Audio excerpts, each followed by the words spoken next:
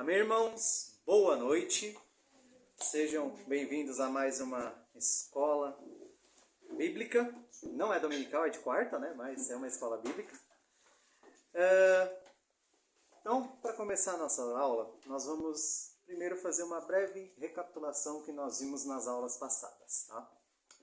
Quando nós falamos sobre Deus, nós entendemos que, pela revelação, Ele não é simplesmente um Deus que fez tudo e acabou deixando por si só o curso.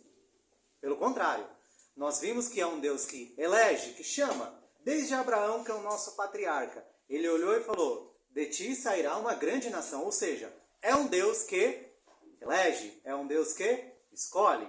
Assim como também, quando o homem ele peca no jardim, ele cria também ali, a partir daquele momento, Deus ele vem nos revelando um plano de salvação, para que nós creiamos no Evangelho. E é bem interessante, por quê? Porque quando nós falamos sobre isso, Deus ele está no controle de tudo, ele é soberano. É uma das características que ele tem, assim como também ele é onipotente, que a gente fala, que ele tem todo o poder, ele conhece também toda a história, que é ser oniscientes. Os atributos de Deus, eles são infinitos. Então a gente vê que desde o Gênesis, ele vem mostrando ali através da sua palavra o poder, a grandeza de tudo aquilo que ele é, assim como também das coisas que ele fez. Né? Nós temos que entender que mesmo que hoje tudo que nós vemos é só um retrato que infelizmente foi manchado por causa do pecado, ainda assim as coisas são maravilhosas, as coisas refletem a Deus. Como nós vimos em Romanos, até a natureza, que é algo que está presente em todos os lugares, ela apresenta que existe um Criador, existe uma lógica, existe uma complexidade naquilo. A tal ponto em que a gente não pode olhar e simplesmente falar assim, nossa, tudo foi feito pelo acaso. Esse Deus que escolhe, que elege, que cria e que está sempre presente na criação dele, ele também tem o plano de salvação através da segunda pessoa da Trindade. E é o que hoje nós vamos falar um pouquinho sobre essa questão da Trindade. Vamos abrir em Deuteronômio 6, 4. Como nós falamos aqui em algumas aulas, né, não só desse módulo, mas na pregação, em aulas de domingos, né, quando nós tínhamos a escola que era, sim, dominical, nós falamos sobre a questão de Deus, ele ser único. E que a palavra, quando nós vamos lendo na Bíblia, ela é um livro que ascende, ou seja, a revelação ela vai sendo ali desdobrada aos poucos. Então nós vemos aqui em Deuteronômio 6,4, dizendo assim, isso aqui é um chamado à obediência. Ouve, Israel, o Senhor, nosso Deus, é o único Senhor. Para nós que somos seres humanos, às vezes é muito difícil a gente conceber um Deus que subsiste em 3 pessoas. Então, quando nós começamos a ler aqui a Bíblia, nós entendemos que Deus é um Deus único. Quando Deus ele revela-se ali através de Moisés, e Moisés escreve o Pentateuco, existe hoje, assim, 2 linhas que eu acho muito corretas e eu creio que as 2 estão certas, que é sobre o nome Deus. A primeira linha, ela diz que o nome Deus, Elohim, pode ser um plural para Trindade. E o porquê que eu digo que isso faz muito sentido? Porque o grego, ele foi traduzido com essa palavra que dá esse sentido. E a mesma estrutura que nós vamos ler daqui a pouco em João 1:1 é mantida. Então, sim, o autor que é João, que escreveu o Evangelho de João, ele evoca o Antigo Testamento, o Gênesis, para dizer que Deus é um Deus trino, para mostrar essa trindade de Deus. Assim como existe também a outra linha, que eu disse que acredito ser correta também.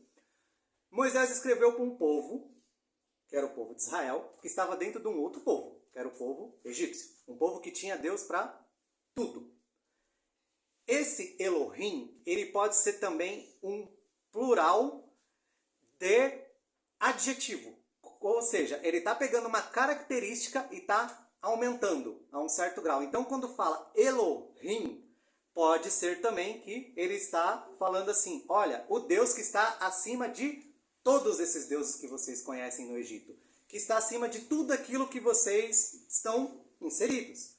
Imagina um povo idólatra, né, que estava ali circundando Israel, fazia parte ali do dia a dia deles. Então, provavelmente, o tempo todo eles estavam vendo ali as pessoas oferecendo sacrifício a falsos deuses, seguindo a falsas religiões. E aí você tem um Deus que se revela falando, olha, eu sou o Deus Todo-Poderoso, eu sou acima de todos. Então, para mim, essa interpretação, ela também faz muito sentido. De tanto ser um Deus trino no Gênesis 1, assim como ser um Deus que está ali mostrando, né, que ele é acima de todos os outros. Ou seja, ele está pegando o adjetivo e está aumentando. Então, aqui nós vimos, no livro de Deuteronômio, que Deus ele se apresenta como uma pessoa. Porém, ele subsiste em 3 pessoas, como nós falamos nas outras aulas. O Pai, o Filho e o Espírito Santo. Essas 3 pessoas é muito importante nós entendermos que elas têm a mesma essência. O que é ter a mesma essência? Significa que é Deus, Deus, Deus. Ponto. Por quê? A partir do momento em que você diminui qualquer uma delas, você está diminuindo a Trindade como um todo. Então eu não posso estar só falando assim, o Espírito Santo não é tão Deus assim. Eu não estou falando isso só do Espírito Santo. Está implicando que eu estou falando que Jesus Cristo também não é tão Deus, né, na minha concepção de Deus, assim como Deus, né, que é o que a gente vê aqui, principalmente no Antigo Testamento, ele também não é Deus. Então, olha o perigo quando a gente tira essa parte da essência. E existem muitas falsas doutrinas que parece que querem hierarquizar. Fala, não, você tem Deus ali que é o Todo-Poderoso. E aí você tem Jesus que está um pouquinho abaixo, você tem o Espírito Santo ali, não é, como se fosse uma terceira força que age. E nós vamos ver que o Espírito Santo, ele também não é uma força. Ele é uma pessoa. Ele é o próprio Deus. Então, olha só o quanto nós podemos estar longe a partir do momento em que a gente se afasta do conceito de trindade. A partir do momento em que a gente passa a não reconhecer que Deus ele subsiste em 3 pessoas. E existem igrejas que olham e falam, não, Deus é único, é somente um Deus, tipo, só existe um Deus e assim, não existe Jesus, não existe o Espírito Santo. Mas, irmãos, a gente vai ver. Se a gente nega Jesus Cristo, a gente também está negando a obra salvadora dele. Se a gente nega que o Espírito Santo existe, a gente está olhando e simplesmente falando assim, não, Deus não habita em mim. A história do reloginho. Né? Deus deu a corda ali e agora eu estou lidando com a minha própria salvação. Então, é muito perigoso quando a gente acaba caindo nesse tipo de palavra. Vamos agora para um texto que eu já li muitas vezes, eu vou ler de novo, que é João 1:1. Como eu falei, esse texto aqui, no início, quando ele fala ali a palavra Deus, ele está falando de um Deus trino. E ele está mostrando ali o verbo, que é a segunda pessoa, ou seja, que é o próprio Cristo, que esteve aqui presente em nós. Ele está sendo apresentado para nós aqui também. Então, olha só como a Bíblia ela vai se desenrolando ali essa profecia, desenrolando o plano de salvação. Evangelho de João 1, verso 1.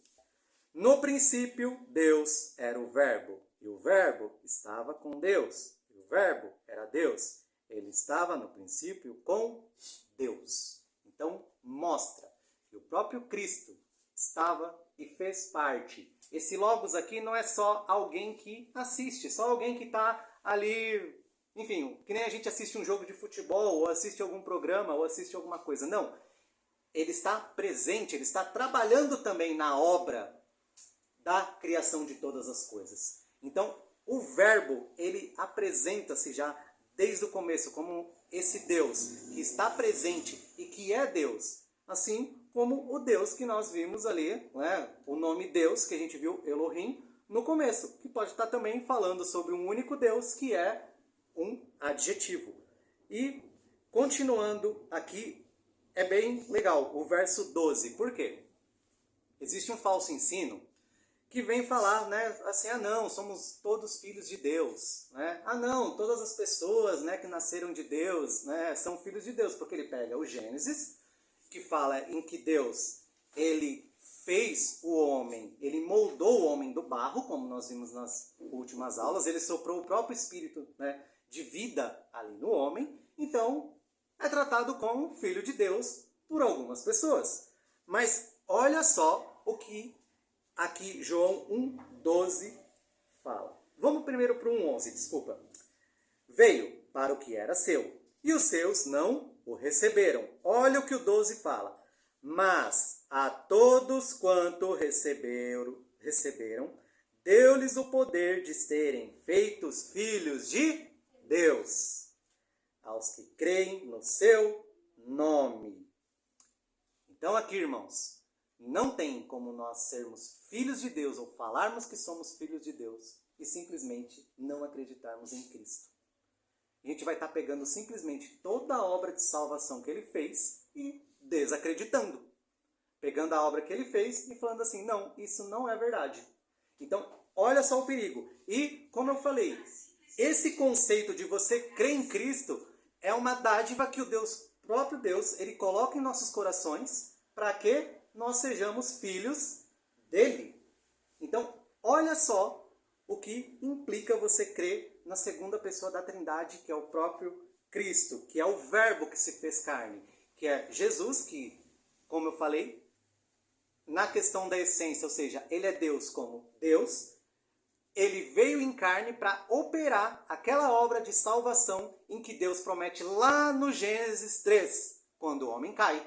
Lembra do descendente da mulher que pisaria a cabeça da serpente, que aniquilaria todo o mal?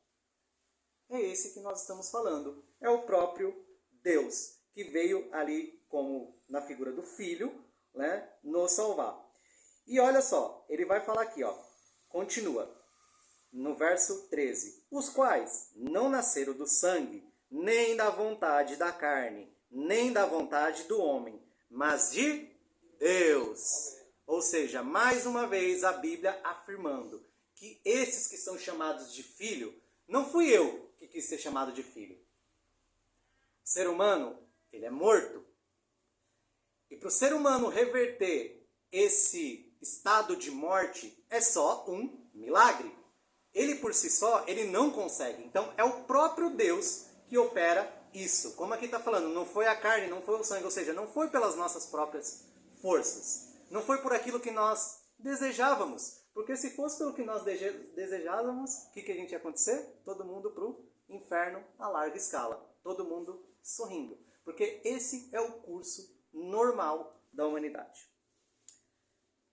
Verso 14. E o Verbo se fez carne e habitou entre nós, e vimos a sua glória, como a glória do unigênito do Pai, cheio de graça e de verdade.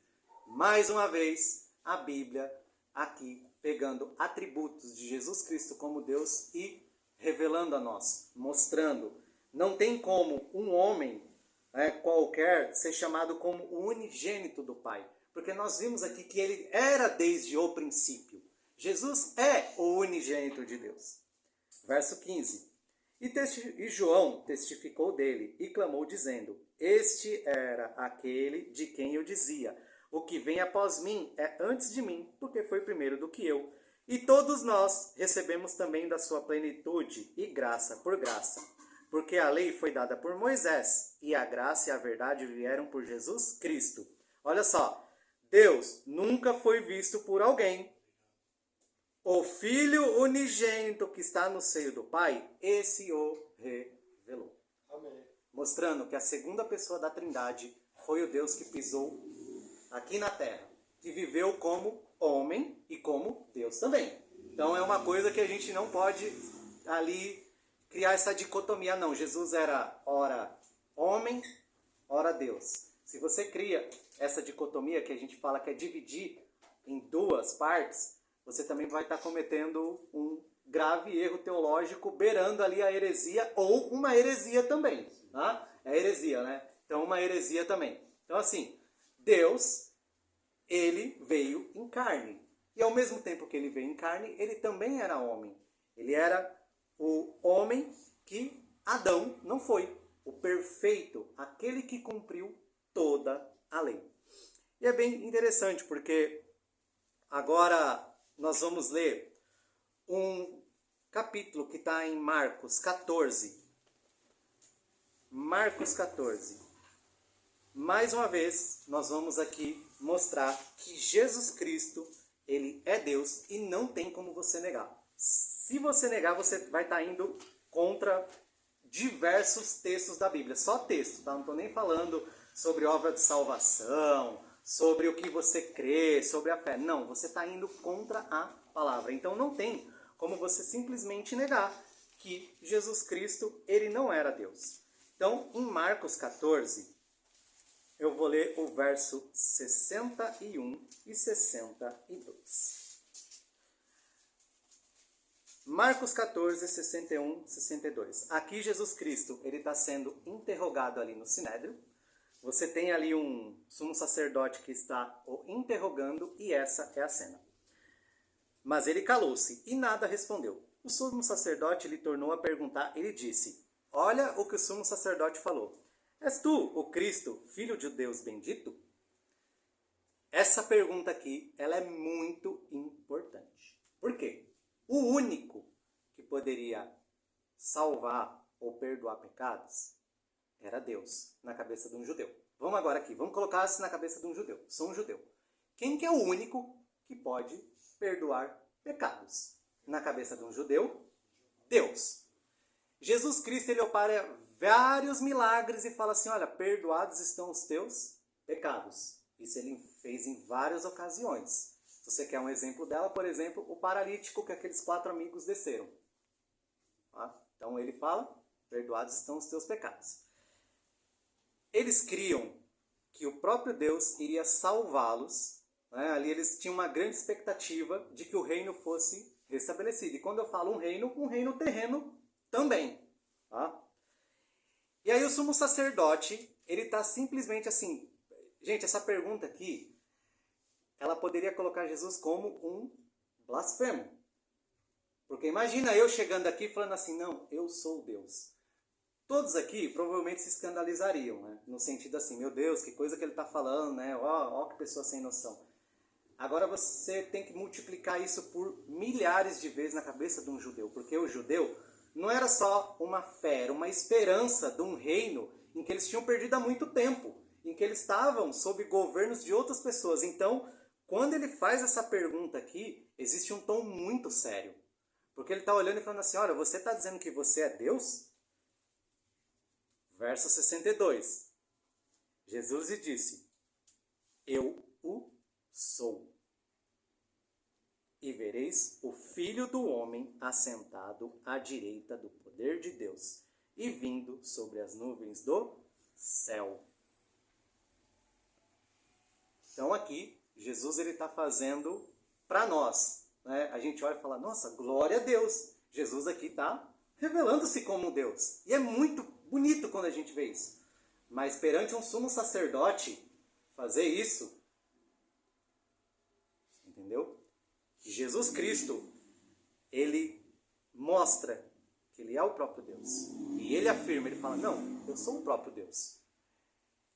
E é bem interessante, porque algumas religiões falam assim, não, Jesus Cristo não se colocava como Deus. Peraí, Jesus Cristo ele não se colocava no sentido ali da vontade do Pai. Ele olhava e falava assim, eu vim cumprir a vontade do Pai, mas ele se colocava como Deus. A gente tem que lembrar, nas palavras passadas, que ele falou o quê? Eu sou a porta, eu dou a vida para as minhas ovelhas, eu sou o bom pastor. O bom pastor, naquela época, era uma pessoa, ou a figura do pastor, era um líder que guiava as pessoas. Era um líder político, né, naquele contexto, e também um líder espiritual. E ele estava olhando e falando assim, eu sou o bom pastor. Por quê? Porque eu entrego as minhas vidas pelas ovelhas.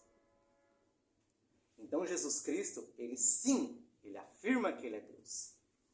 Ele afirma. Tá? Acho que esse ensinamento tem que ser revisto, porque, mais uma vez, você pode estar cometendo uma blasfêmia. E aí, óbvio que você falando isso para um sumo sacerdote, como eu falei, você multiplica isso por milhares de vezes, né, que você era a visão de um judeu daquela época. Olha o que ele faz aqui. E o sumo sacerdote, rasgando as suas vestes, e disse: para que mais necessitamos de mais testemunhas? Então, Jesus Cristo aqui nessa cena, ele é ali como um herege, né?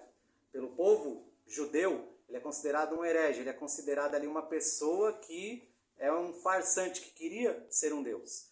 Então, aqui nós vemos que Jesus Cristo, ele afirma, ele fala: não, eu sou o Deus, sou aquele que vocês esperavam. Amém? Então, Jesus Cristo, quando ele fala também dessa questão do Filho do Homem, vocês vão ver algumas citações dessa, tá? Inclusive, numa passagem que está em Daniel 7, 13 a 14. Quando vocês verem Filho do Homem, você tem duas possíveis também interpretações, tá? Eu vou expor aqui as duas, porque as duas elas são consideradas e as duas também fazem sentido.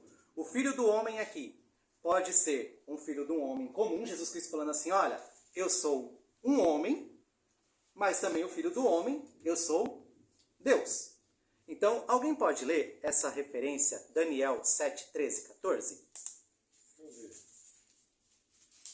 Daniel 7, 13 e 14. vamos lá.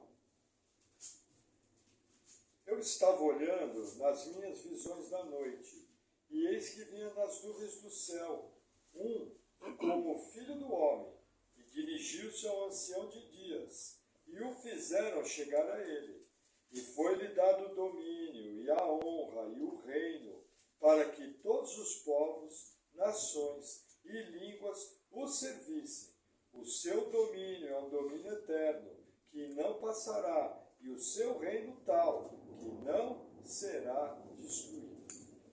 Então, filho do homem aqui, a gente vendo por todos esses atributos e tudo isso que Daniel ele revela aqui através do seu livro, sendo o próprio Deus também. Então, como eu falei, as duas visões fazem sentido, ali você só tem que só analisar o texto que você está vendo.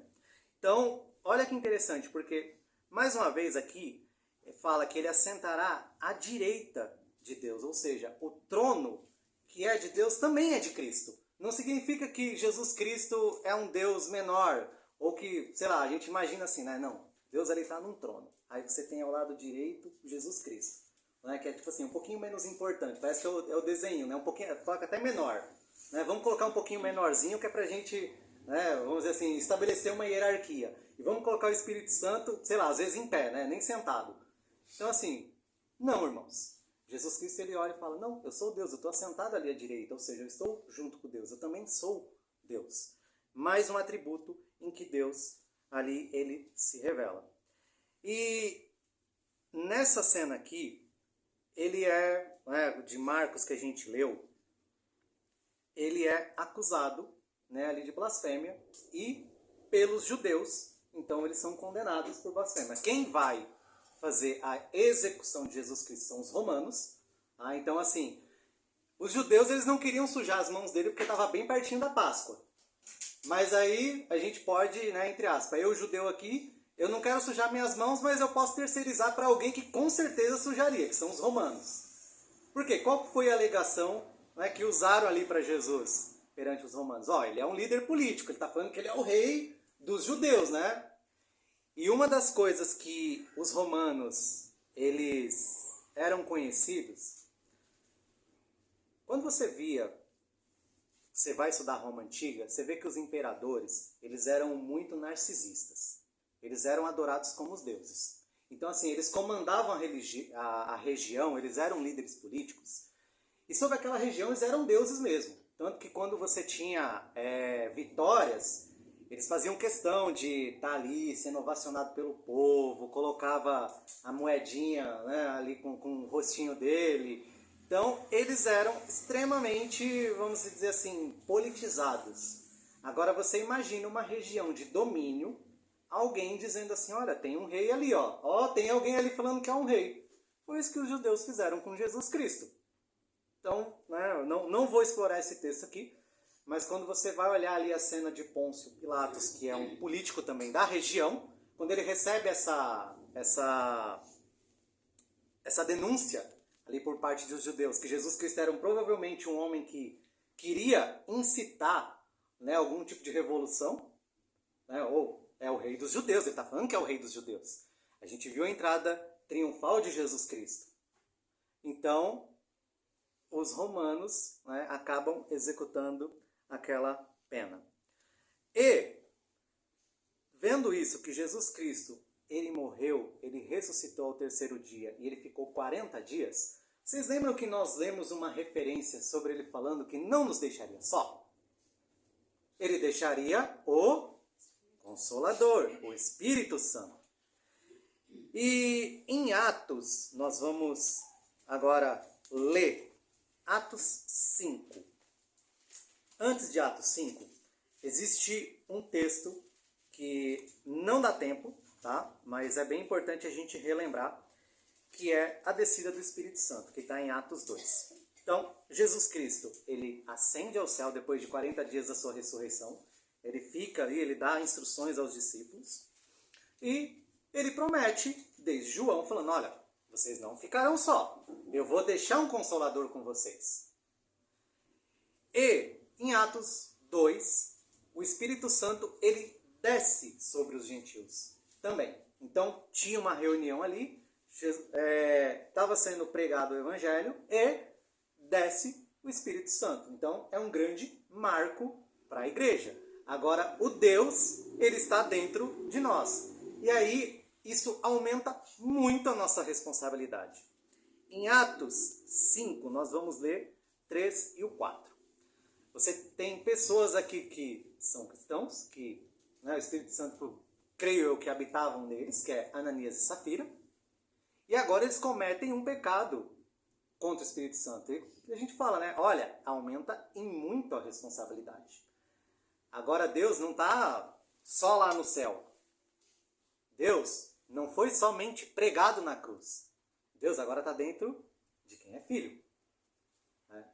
Então, creio que Deus está dentro de todos nós, que somos salvos pela tua palavra. Então, Ananias e Safira, eles vendem uma propriedade, eles vão apresentar esse dinheiro para o templo, mas na hora de eles apresentarem, o contexto eles não apresentam tudo. Então eles falam, vendi por X, mas na verdade eles tinham vendido por uma quantia maior. Eles embolsaram ali o dinheiro. E olha só a repreensão que Pedro dá em Safira e em Ananias, né? Atos 5, 3 e 4. Disse então Pedro, Ananias, por que encheu Satanás o teu coração para que mentisse ao Espírito Santo e retivesse partes do preço da herdade? Então, é aquilo que eu falei. Eles mentiram para ficar com uma quantia. E olha só o que ele vem falar aqui no verso 4. Guardanda não ficava para ti? E vendida não estava em teu poder? Por que formaste desse desígnio em teu coração? Agora, olha só a afirmação do apóstolo. Não mentiste aos homens, mas a Deus.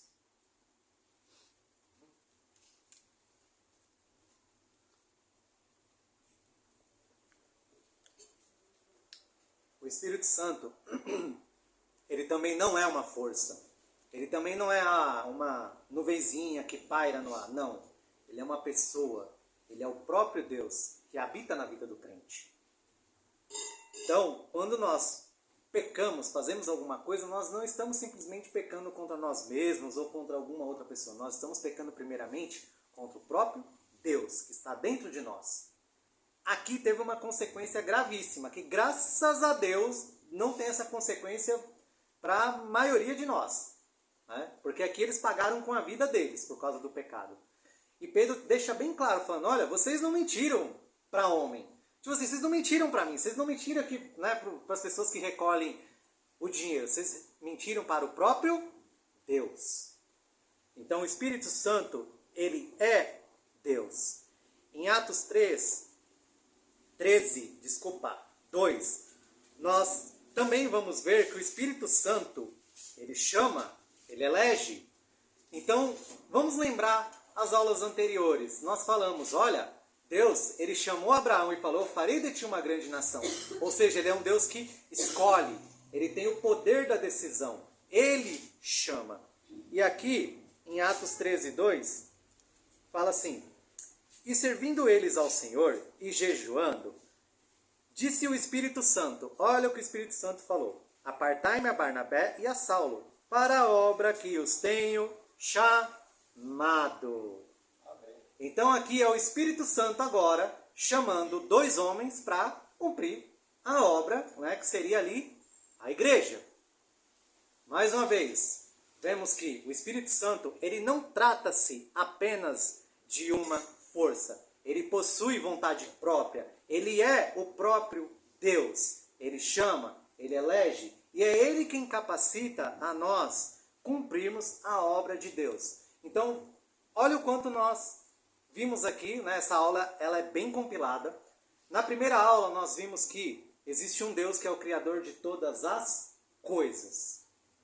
Ainda no início, quando o homem cai, ele já revela ali no começo todo esse plano de salvação que ele tinha para a humanidade e para todas as coisas. E como esse plano ele se manifestou e ele se cumpriu através do Deus Filho, que é Jesus Cristo. Jesus Cristo, então, ele veio, ele nasceu, né, de um nascimento virginal, ele morreu, 3 dias depois ele ressuscitou e ele ascendeu novamente ao seu trono. Então é muito importante que nós creiamos também que Jesus Cristo é Deus. E ele mesmo afirma, como nós vimos aqui em alguns textos, que ele é Deus. E ele fala, olha, eu vou, e para o lugar onde eu vou, vocês não podem ir. Isso está lá em João. Mas olha, eu não vou deixar vocês sozinhos, eu vou deixar o Espírito Santo. E aqui nós vimos que o Espírito Santo ele também é Deus.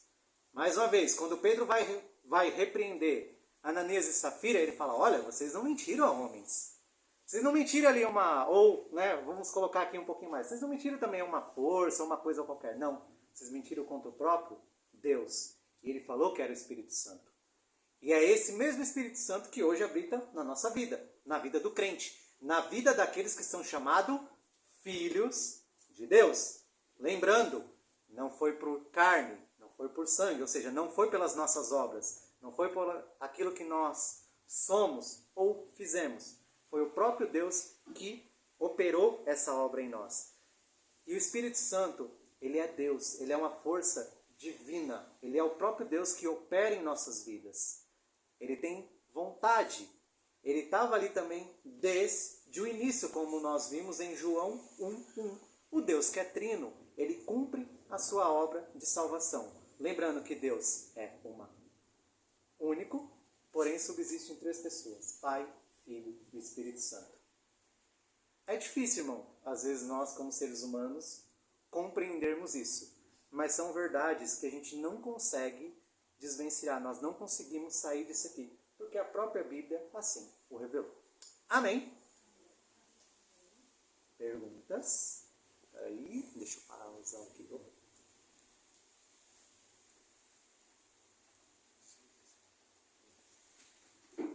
Eu não estou conseguindo.